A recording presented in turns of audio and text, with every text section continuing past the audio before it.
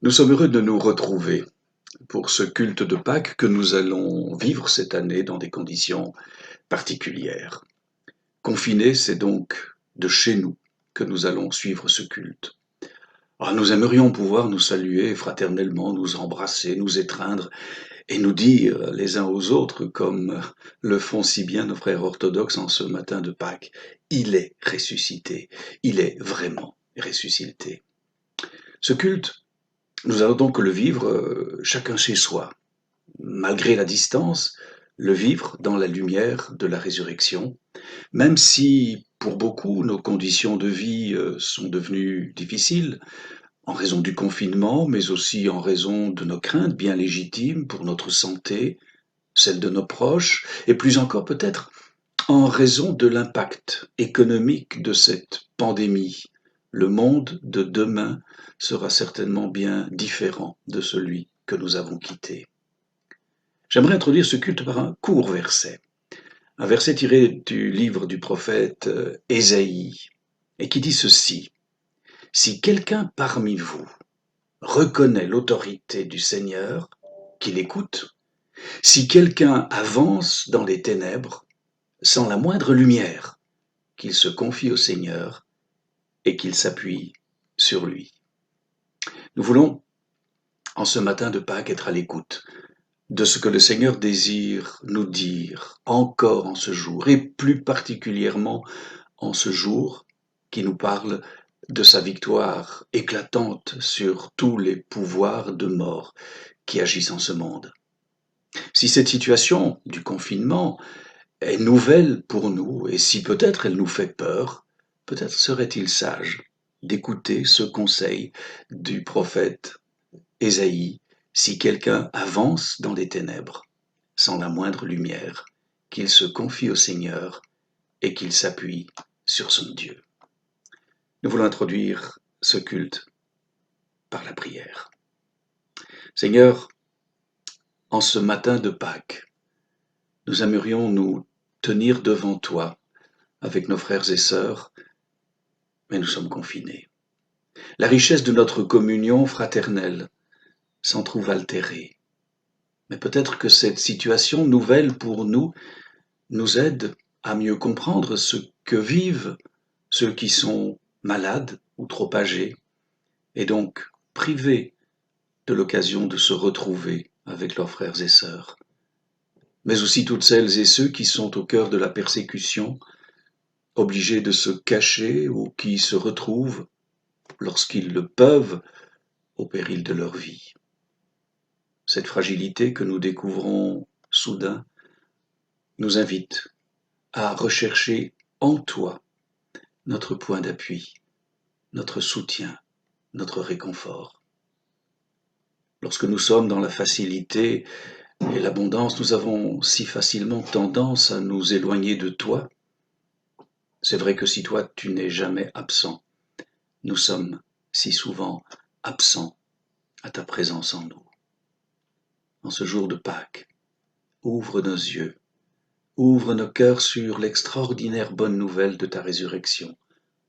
Le jour succède à la nuit, le printemps à l'hiver, la communion à la solitude, la gloire à la souffrance. Que ta grâce nous accompagne en ces instants, dans le nom de ton Fils ressuscité, nous te prions. Amen. Ce culte, nous allons le vivre en confinement, nous l'avons déjà largement souligné. Alors moi, je suis chez moi dans mon bureau à Bruxelles, et puis Jean-Claude est à Nice, et c'est depuis Nice qu'il a enregistré le message que nous recevrons tout à l'heure. Nous allons marquer ce culte par différents cantiques, des cantiques que nous avons choisis sur la toile. Certains d'entre eux sont des cantiques que nous connaissons, donc vous pourrez vous associer aux paroles qui seront chantées. D'autres, par contre, nous sont peut-être moins connus, mais ce sera l'occasion de les découvrir. Et le premier que je vous propose, c'est un cantique qui est bien connu, Je t'exalterai Seigneur, interprété par le groupe Résistance avec Matt Marvan.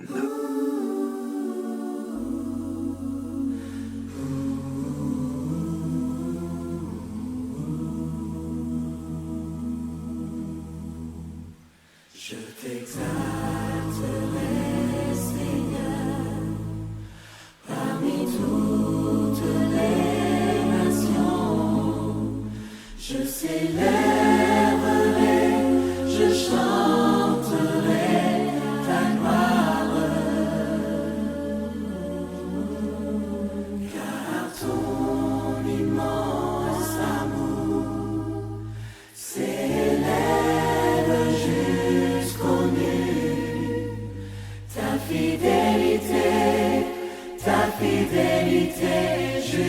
jusqu'aux cieux.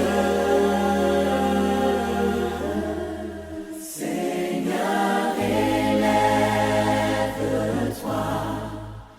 au-dessus des cieux, que ta gloire remplisse l'univers. Seigneur, élève-toi au-dessus des cieux, que ta gloire,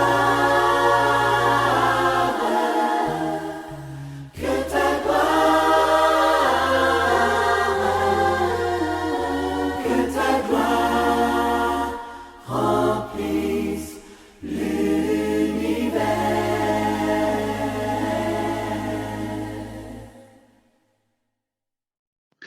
Si nous pouvons chanter Pâques, c'est parce que le Christ a accepté de venir jusqu'à nous, de prendre notre condition humaine en l'assumant pleinement, totalement, avec ses joies, mais aussi ses souffrances, ses peines, le rejet, l'abandon et la mort horrible sur la croix. Tout ce chemin, il l'a parcouru parce qu'il avait en vue cette victoire sur le péché et la mort, comme le rappelle cet hymne de la lettre écrite par Paul aux chrétiens de Philippe. Jésus-Christ, qui est de condition divine, n'a pas considéré son rang d'égalité avec Dieu comme un avantage à exploiter, mais il s'est dépouillé, prenant la condition de serviteur, devenant semblable aux hommes et reconnu à son aspect comme un homme. Il s'est abaissé, devenant obéissant jusqu'à la mort sur une croix. C'est pourquoi Dieu l'a souverainement élevé et lui a conféré le nom qui est au-dessus de tout nom, afin qu'au nom de Jésus, tout genou fléchisse dans les cieux et sur la terre, et que toute langue confesse que le Seigneur, c'est Jésus-Christ, à la gloire de Dieu le Père. Cette victoire du Christ, nous allons le retrouver dans un autre chant, toujours interprété par le groupe Résistance. Christ est ma lumière. Quittant la gloire de ton ciel, tu es venu sur terre. Fils aimé du Dieu éternel, tes bras tu as ouverts. Ta grâce a bouleversé le cours de notre humanité. Nous crions ensemble victoire. Christ est la lumière du monde, que sa gloire couvre la terre. Puissance infinie qui libère, son nom est saint. Il est saint, il est saint. Nous les fils et les filles du roi entonnons chaque jour un hymne de gloire et de joie, célébrant son amour. Les nations de la terre s'inclineront devant le Père, chanteront ensemble victoire. Christ est la lumière du monde, que sa gloire couvre la terre. Puissance infinie qui libère, son nom est saint. Il est saint, il est saint. Christ est la lumière du monde, que sa gloire couvre la terre. Puissance infinie qui libère, son nom est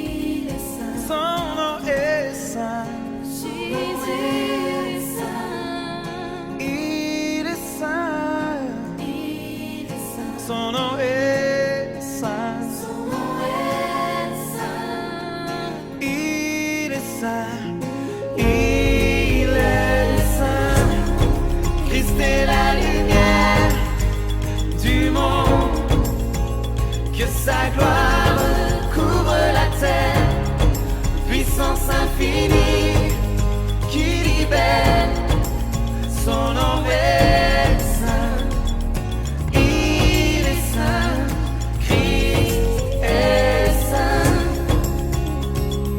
Christ est saint.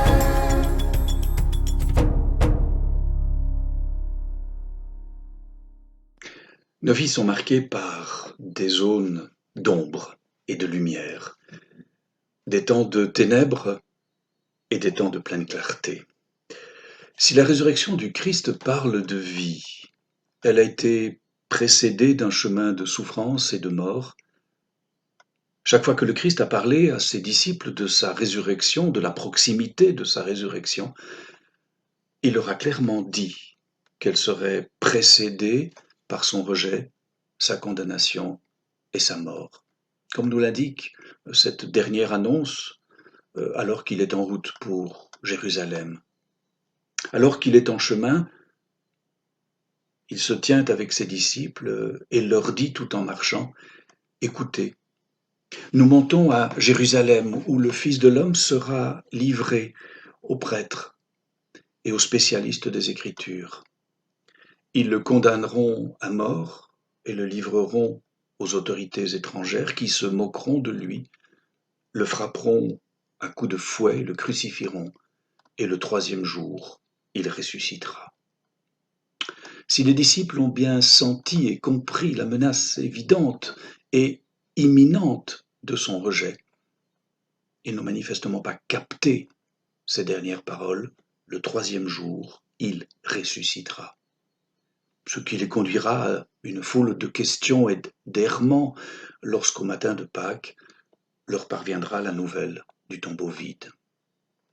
Pas mieux du côté des femmes, puisqu'elles vont venir au tombeau avec des aromates pour embaumer son corps et seront surprises de découvrir que la pierre a été ôtée, et elles verront deux hommes en vêtements resplendissants qui leur diront ces paroles étranges, « Ne cherchez pas parmi les morts celui qui est vivant. » C'est justement ces paroles, ne cherchez pas parmi les morts celui qui est vivant.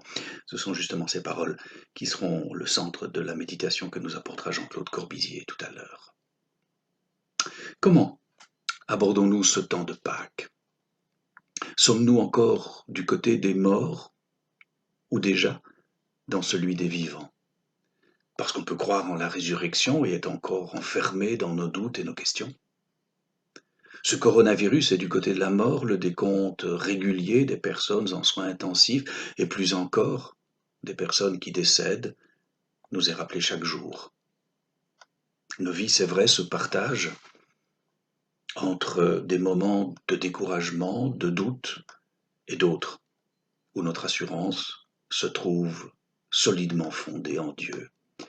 Ce sera notre chemin.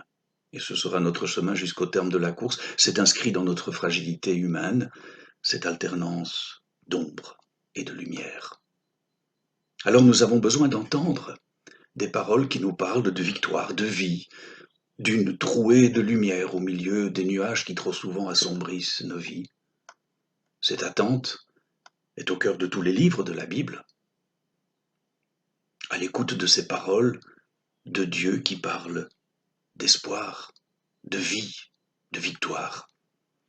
C'est le message qui traverse toute l'Écriture, et en particulier le livre des psaumes. Et je ne résiste pas à nous rappeler ces paroles lumineuses du psaume 16 que nous lirons dans la nouvelle traduction en français courant. Mon Dieu, garde-moi. C'est en toi que je trouve refuge. Je dis au Seigneur, tu es mon maître souverain, je n'ai pas de bonheur plus grand que toi. Seigneur, tu es la chance de ma vie, tu es l'héritage qui me revient, tu tiens mon avenir dans tes mains. C'est un sort qui m'enchante, c'est même le plus bel héritage. Je bénis le Seigneur qui me conseille. Même la nuit, ma conscience m'avertit. Je ne perds pas de vue le Seigneur, je ne risque pas d'être ébranlé. puisqu'il est à mes côtés. C'est pourquoi j'ai le cœur plein de joie. Tout mon être est en fête, je suis en parfaite sécurité. Non, Seigneur, tu n'abandonneras pas à la mort. Tu ne permets pas que moi, qui suis resté fidèle, je m'approche de la tombe. Tu me fais savoir quel chemin mène à la vie.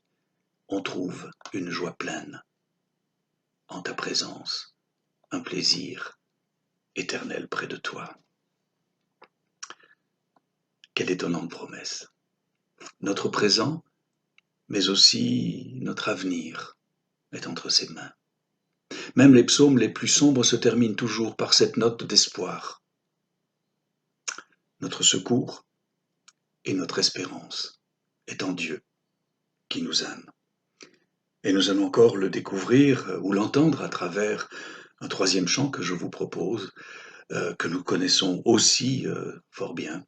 Ne crains rien, je t'aime, je suis avec toi.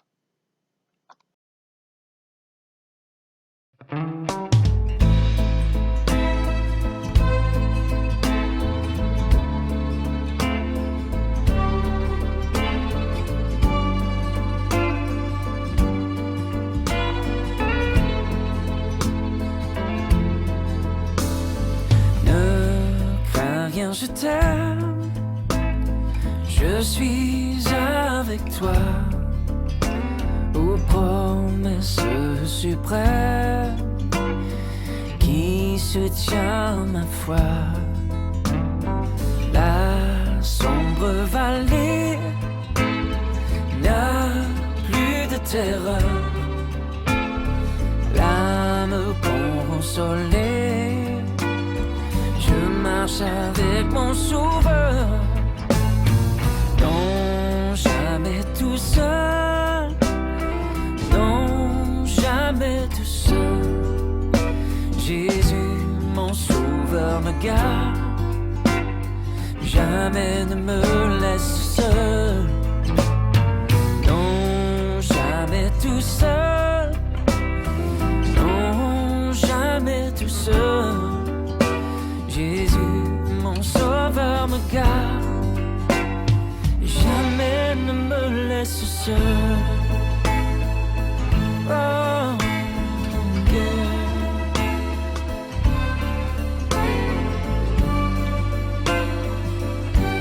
Oh, oh, oh, oh. Les dangers accourent, subtils, inconnus. De près, il m'entoure, plus près est Jésus, qui dans le voyage, oh, me redit c'est moi. Oh, ne crains rien, courage, je suis toujours avec toi. Non, jamais tout seul, non, jamais tout seul. Jésus, mon sauveur, me garde, jamais ne me laisse seul. Oh non, jamais tout seul. Oh non, jamais tout seul. Jésus, mon sauveur, me garde, je ne suis jamais tout seul.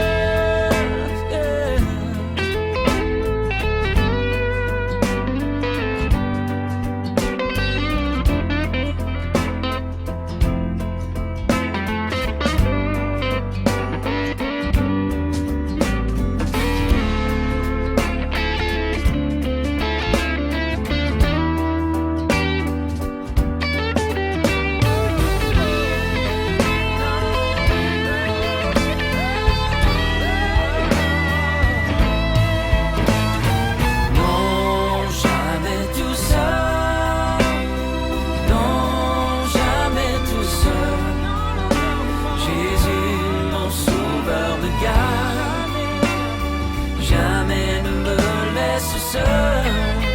Oh non, jamais tout seul.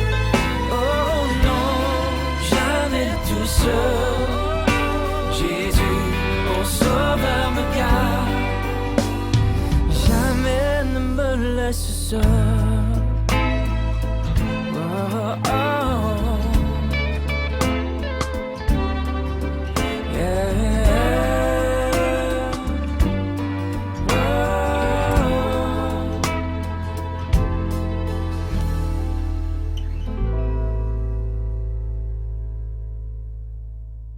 Si nous avons pu chanter Ne crains rien, je t'aime, le deuxième chant que je vous propose est aussi un chant qui indique cette volonté de nous confier en Dieu, de découvrir en lui notre appui, notre sécurité.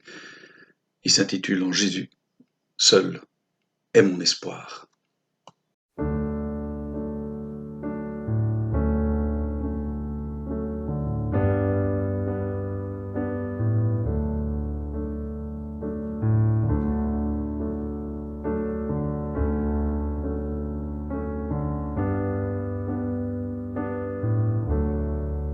En Jésus seul est mon espoir, lui ma lumière, ma force, mon champ, pierre angulaire, solide rempart, même quand l'orage devient violent.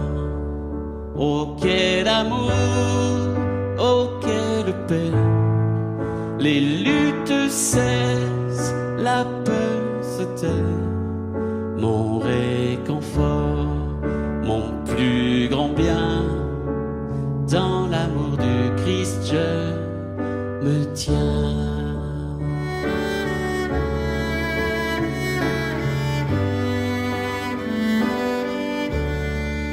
En Jésus seul, Dieu s'est fait chair, dans un enfant auquel mystère, ce don d'amour, de sainteté, haï par ceux qu'il vint sauver.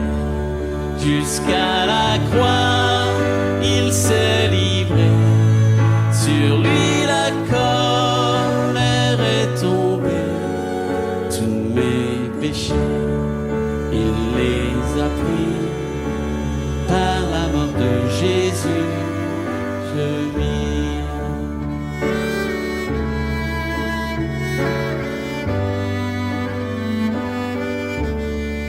Là dans la tombe, il reposait, lumière vaincue par les ténèbres. Quel jour glorieux, il apparaît, d'entre les morts il se relève, et sur ma vie, par sa victoire, le péché perd tout son pouvoir. Il est à moi, je suis à lui, racheté par le sang du Christ.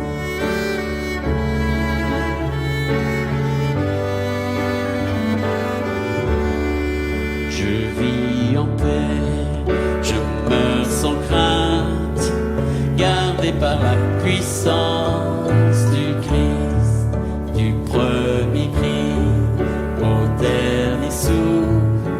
Jésus est maître de ma vie. Les plans des hommes ou du malin ne peuvent m'arracher de sa main, et qu'il revienne ou me rappelle, par la force du Christ je tiendrai. Les plans des hommes ou du malin ne peuvent m'arracher de sa main, et qu'il revienne ou me rappelle, par la force du Christ je tiendrai.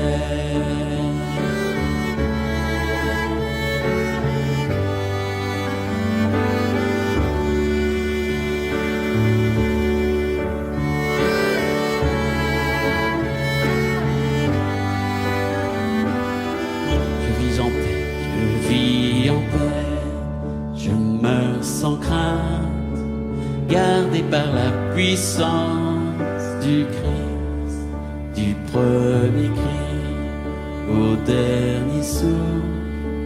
Jésus est maître de ma vie.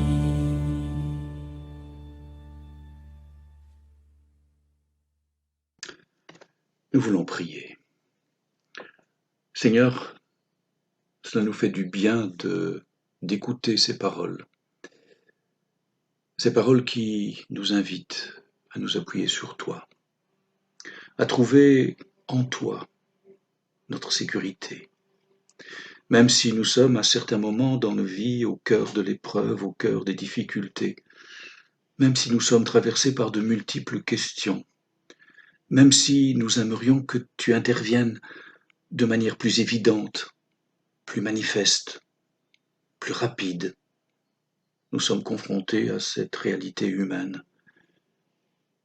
Mais nous avons cette certitude qu'en toi est notre avenir, qu'en toi est notre présent.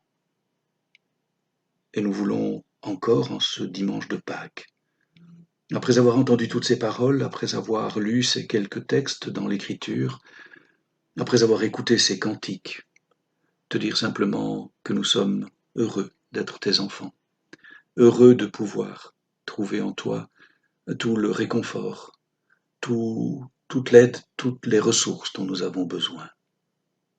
Mais si nous pouvons nous appuyer sur toi, c'est parce que toi, d'abord, tu n'es pas resté indifférent à notre condition. Tu es venu jusqu'à nous en la personne de ton Fils, Jésus-Christ, qui a assumé pleinement notre humanité, qui a connu cette vie de, comme nous l'avons déjà dit, de joie, mais aussi d'épreuves et de souffrances, et qui est allé jusqu'au bout, jusqu'à la honte infamante de la mort sur la croix, parce qu'il désirait faire de nous tes enfants, tes fils et tes filles. Alors en ce jour de la résurrection, Seigneur, nous ne pouvons que t'exprimer toute notre reconnaissance. Nous le faisons dans des circonstances difficiles, certes, mais nous voulons nous associer à toutes celles et ceux qui chantent cette victoire à travers le monde. Et c'est un immense chant de reconnaissance qui monte vers toi. Pour tout cela, Seigneur, sois adoré et remercié. En Jésus-Christ, nous te prions. Amen. Si nous pouvons suivre ce culte à travers nos écrans, il est manifestement beaucoup plus difficile de pouvoir partager la scène entre nous comme nous le faisons lorsque nous sommes réunis dans nos assemblées. Peut-être que vous êtes en famille, vous avez peut-être préparé un peu de pain, un peu de vin, mais avant de rappeler tout le sens de ce repas que nous allons prendre dans ces conditions particulières, je vous propose encore un chant qui affirme la seigneurie du Christ, sa mort et sa victoire, rédempteur du monde.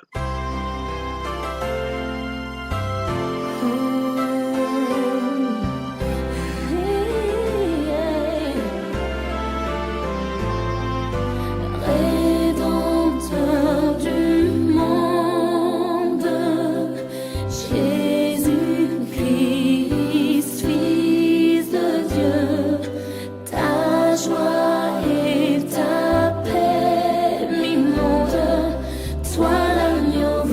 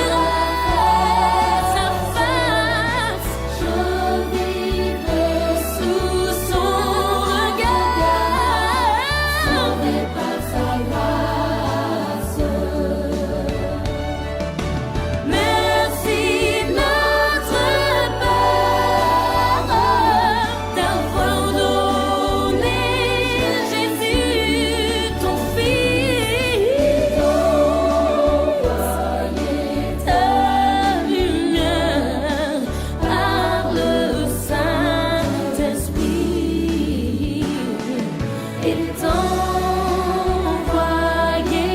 ta lumière par le Saint-Esprit.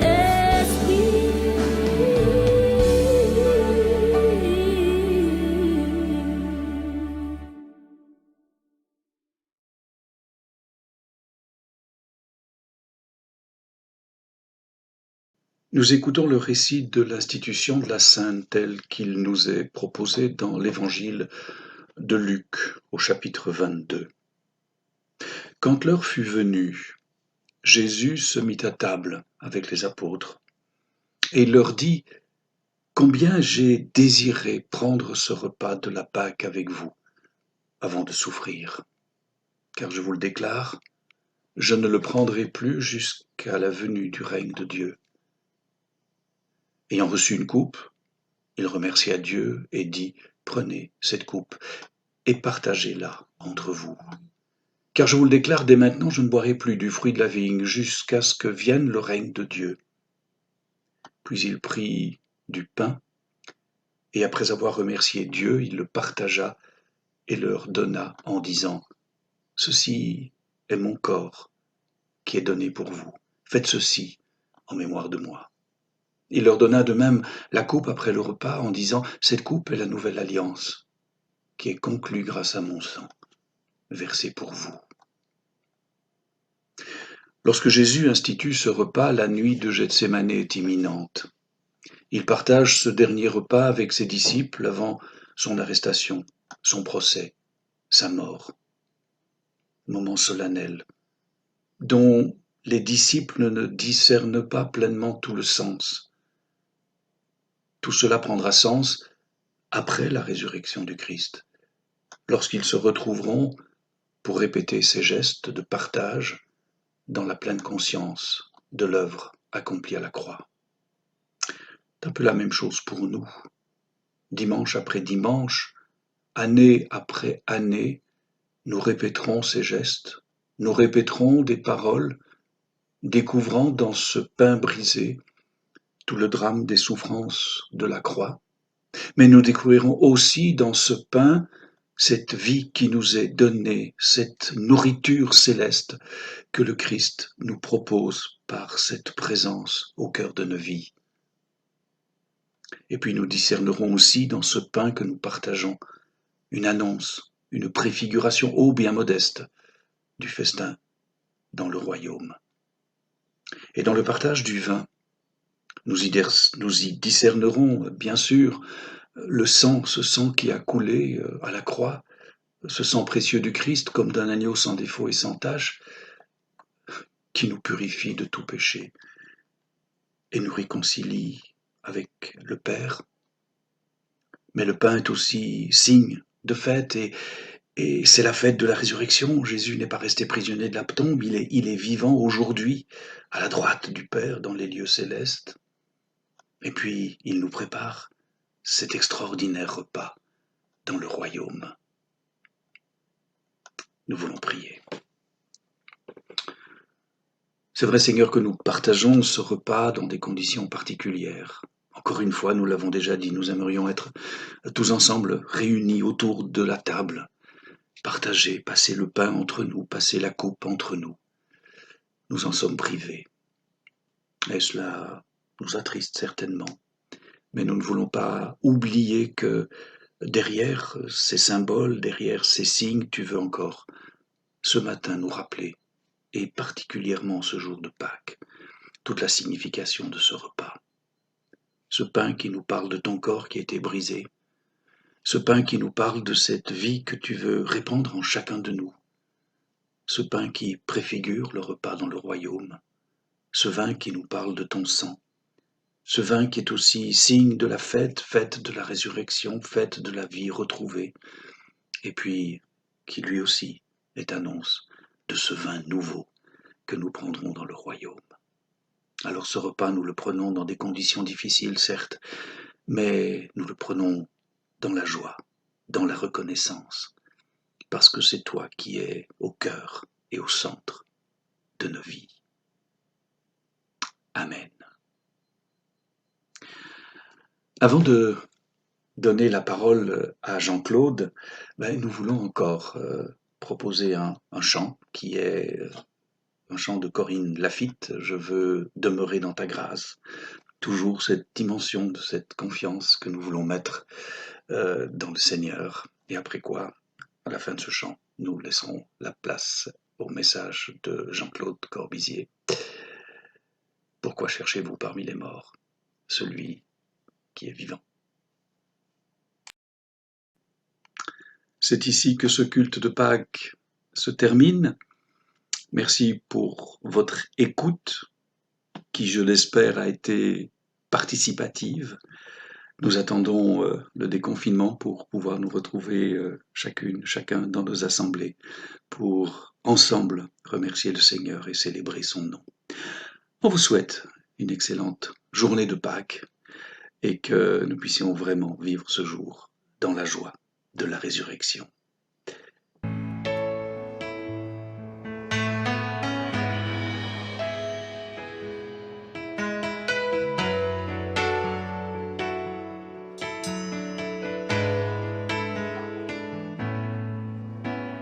Je veux demeurer dans ta grâce.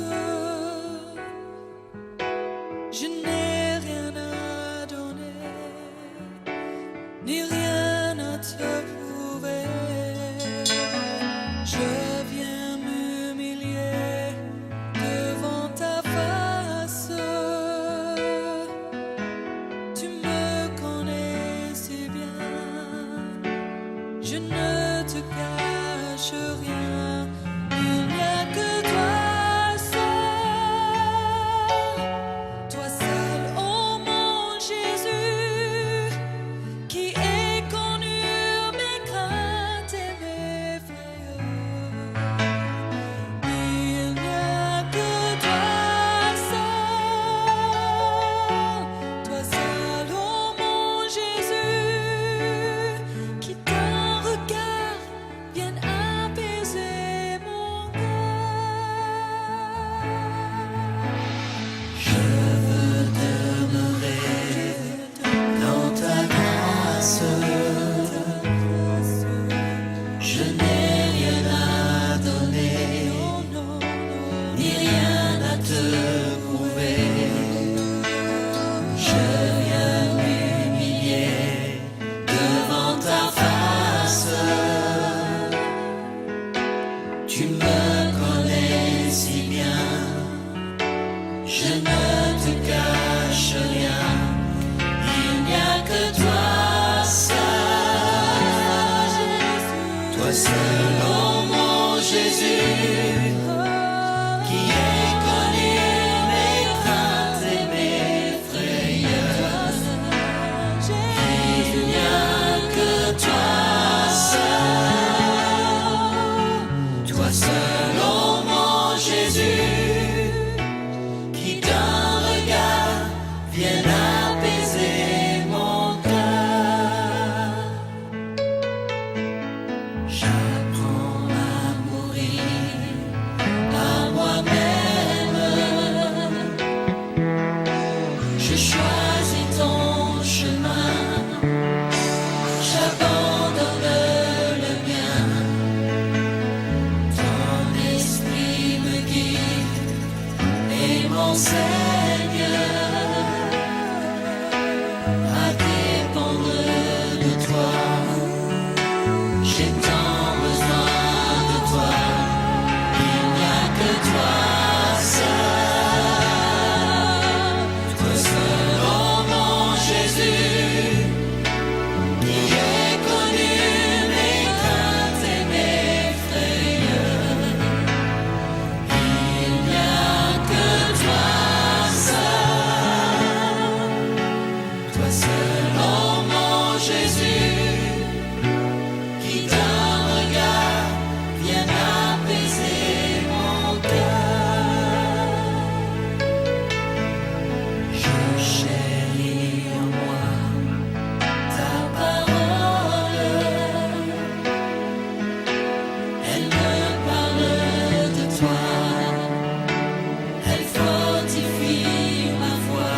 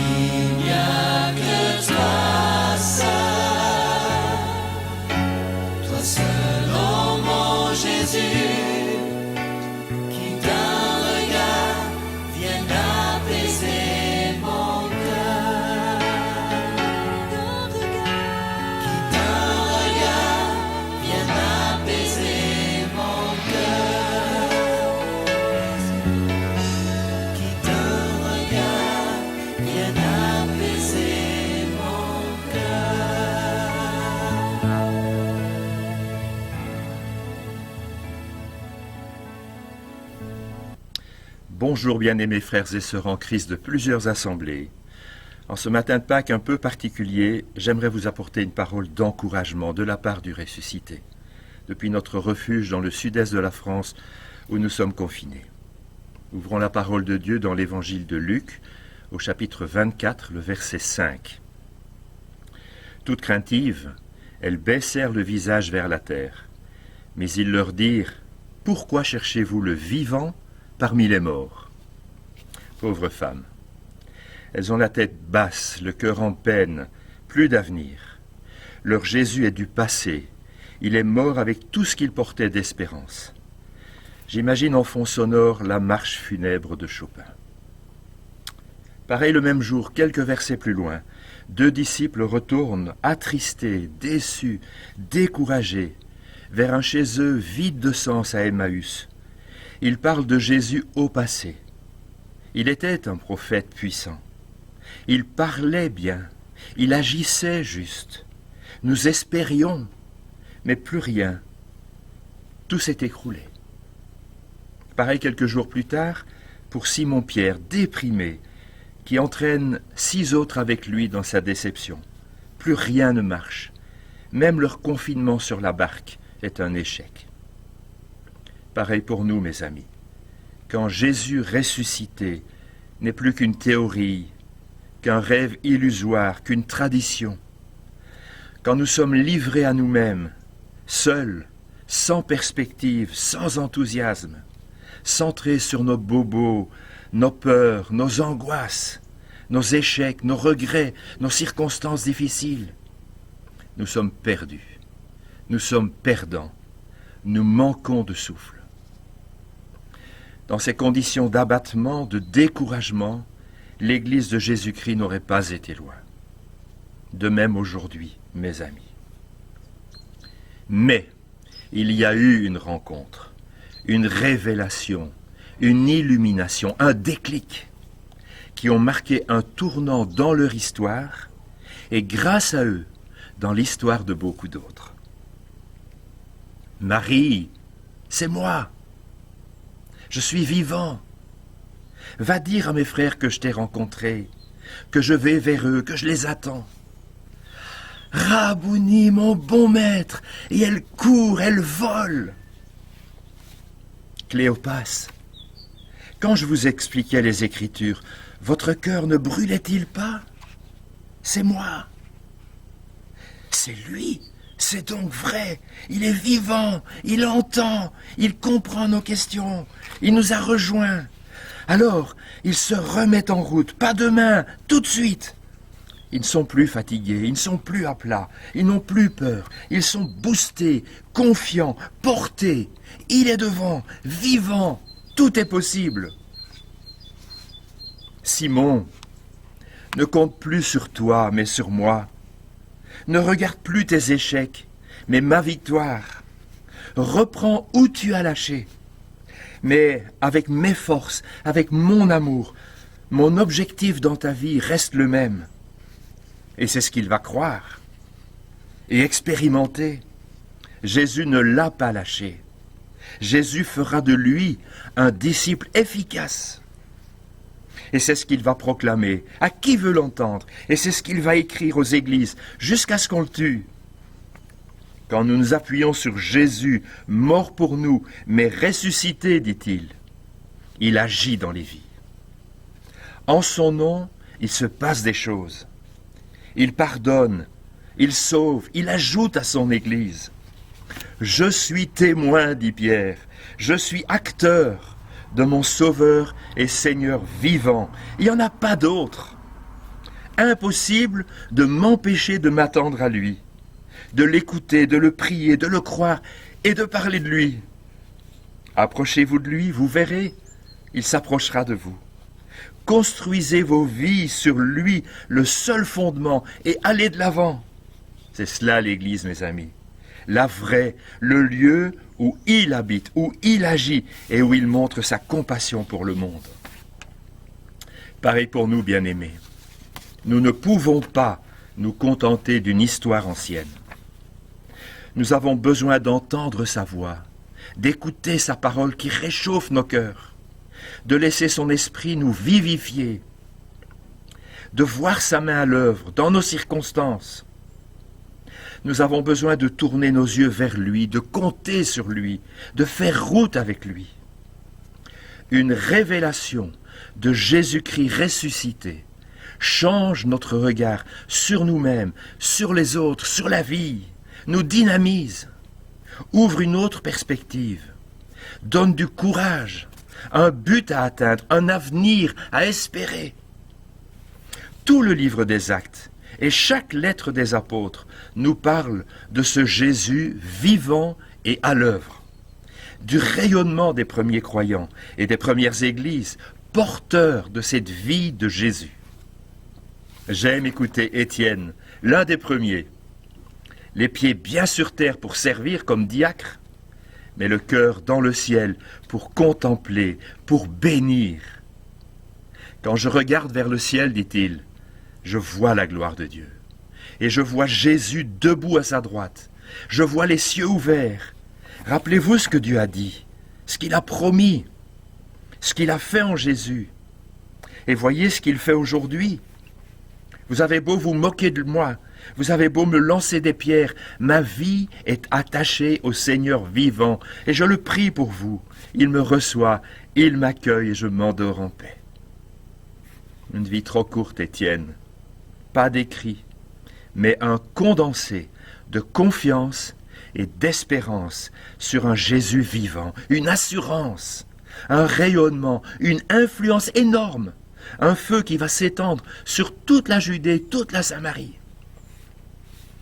J'aime voir et entendre Barnabas, Paul et tant d'autres qui vivaient tout avec leur Jésus vivant, qui s'appuyait sur sa parole, qui était conduit par son esprit, qui entendait sa voix, qui recevait ses directives, qui discernait son chemin, ses priorités, qui percevait à l'avance ce qui allait se passer et qui dès lors se donnait à fond, sans peur, qui faisait équipe avec Jésus vivant, qui osait se mouiller avec lui, pour lui, qui était utilisé par le Seigneur pour rejoindre en son nom des milliers d'hommes sans espérance, qui était porteur de la bonne nouvelle, de la bienveillance et de la fidélité de Dieu en Jésus, et qui, ainsi, ont eu un impact énorme sur leur génération. Je suis interpellé aussi par le rayonnement de cette jeune assemblée de Thessalonique, éprouvée, persécutée, mais qui mettait sa foi et son amour en action, qui exprimait son espérance solide en un Jésus vivant, avec comme conséquence la joie du Saint-Esprit en eux, une foi vivante en Dieu, un Dieu vivant et vrai, leur manière de servir les autres, leur espérance dans l'intervention finale et glorieuse de Jésus. Et cela a eu un impact dans toute la Grèce. Ils sont devenus un modèle pour les croyants de ce pays. Frères et sœurs, ne pourrions-nous pas, comme eux, croire, aimer, servir, rayonner aujourd'hui, comme des amis intimes de Jésus vivant, à son écoute, à sa suite, remplis de son esprit, dire notre espérance dans un monde sans espérance. Notre monde va très mal aujourd'hui, vit un drame, ne sait pas où il va. Avec sa sagesse et sa science, il se croyait maître de son destin. Mais aujourd'hui, il prend une claque. La moitié de la population mondiale est en confinement. Les morts se multiplient, l'angoisse monte. Chaque jour, des émissions spéciales nous parlent de la mort et de la peur de la mort. Du nombre de ceux qui succombent partout sur la terre, de la course pour trouver des solutions, du pic qui n'est pas encore atteint, de l'extrême gravité de la situation pour notre humanité entière. Et il y a encore beaucoup d'inconnus sur les conséquences humaines, économiques, politiques. Dans le journal du soir, le 12 mars, dans sa page « Le coronavirus et le basculement du monde », le chroniqueur Jean-Paul Matteau écrivait « L'épidémie sonne comme un avertissement qui devrait amener nos sociétés, ceux qui la dirigent, ceux qui les composent, à s'interroger sur leur mode de fonctionnement et sur les risques qu'ils encourent à poursuivre leur marche folle. Qu'il en soit ainsi. Certains, il est vrai, commencent à redécouvrir les valeurs fondamentales comme la solidarité, la disponibilité, la responsabilité, la bienveillance, le don de soi pour les autres. Tant mieux. Mais beaucoup ont un réflexe de repli, de détresse, de révolte, le sentiment d'être abandonnés. Qui leur apportera l'espérance, une parole de réconfort, un témoignage qui les amène, qui les ramène humblement vers Dieu? Paulette et moi, nous étions interpellés dernièrement à la lecture d'Ésaïe 24, avec comme titre dans ma Bible Colombe « Vision sur la fin des temps. Dieu exerce son jugement ».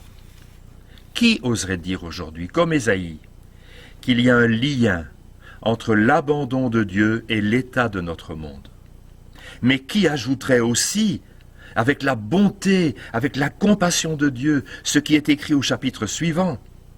Ce que Dieu veut, c'est renouer le lien avec nous, faire alliance, reprendre sa place dans nos vies.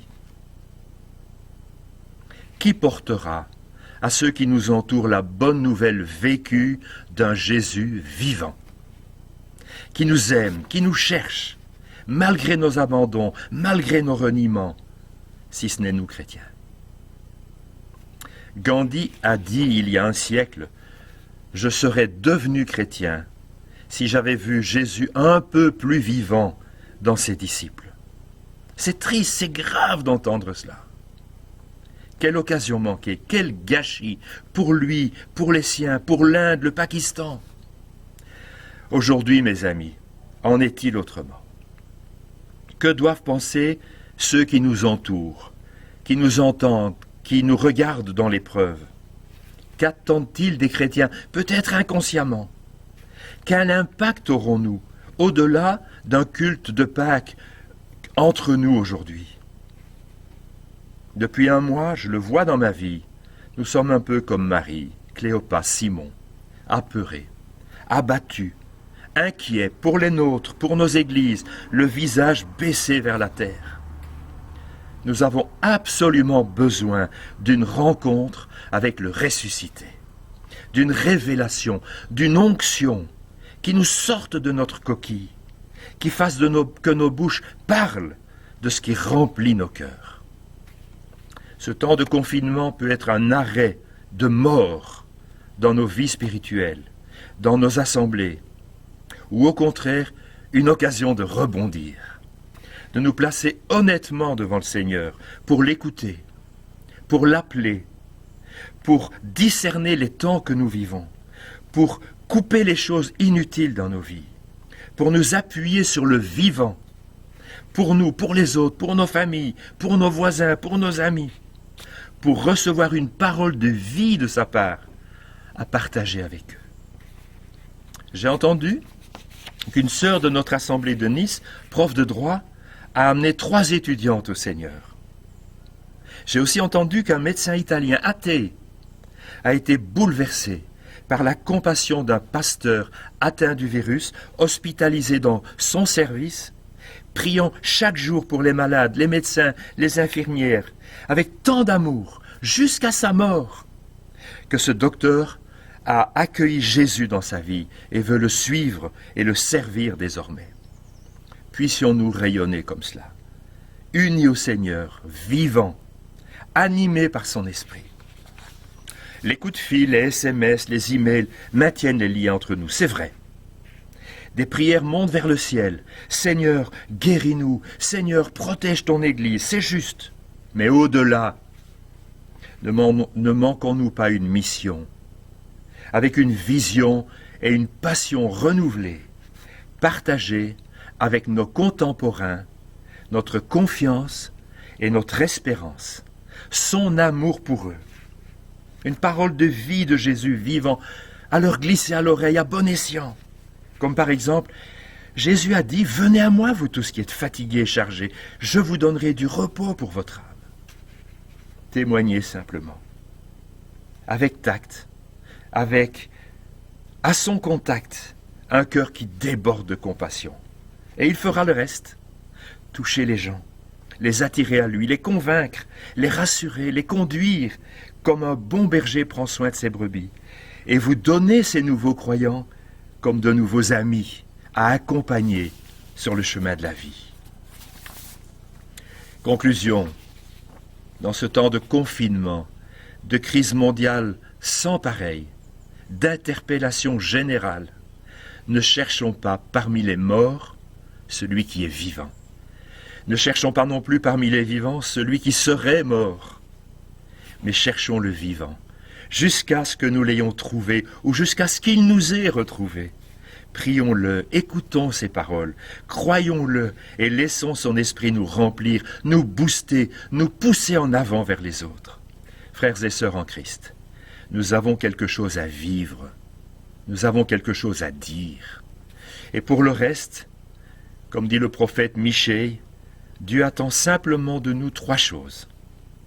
Que nous fassions ce qui est juste, cela peut être respecter nos autorités, soutenir ceux qui travaillent pour sauver des vies et limiter la casse. Deuxièmement, il attend que nous manifestions de la compassion, de la bienveillance. Partageons notre confiance, notre espérance. Jésus au présent, les gens en ont besoin. Et troisièmement, que nous marchions humblement devant notre Dieu, avec cette certitude d'être dans sa main, quoi qu'il arrive.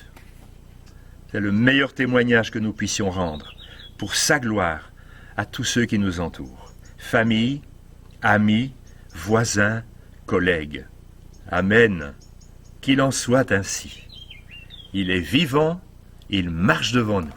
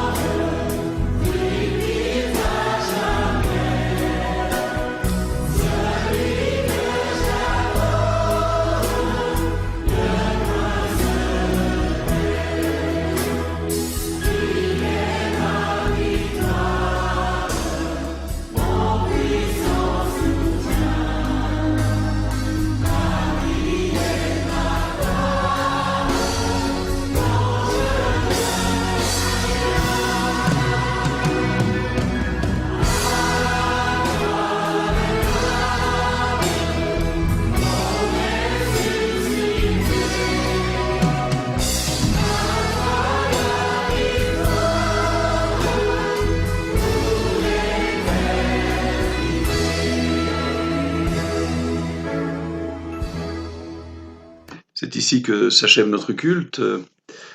Nous avons été heureux de passer ce moment ensemble dans des conditions peut-être un peu difficiles. Nous l'avons vécu dans l'attente de ce déconfinement dans quelques semaines, dans un mois, dans 2 mois, nous ne savons pas, où nous aurons la joie de nous retrouver chacune et chacun dans nos lieux de culte pour ensemble louer le Seigneur et écouter sa parole. Merci à tous, merci à ceux qui ont permis que ce soit possible techniquement. Je pense à Benjamin en particulier, je pense à Stéphane et quelques autres qui ont permis que ce culte puisse être réalisé et diffusé, parvenir jusqu'à vous. Nous vous souhaitons un excellent temps de Pâques, que la joie et la paix du Christ vous accompagnent tout au long de ce jour. Au revoir.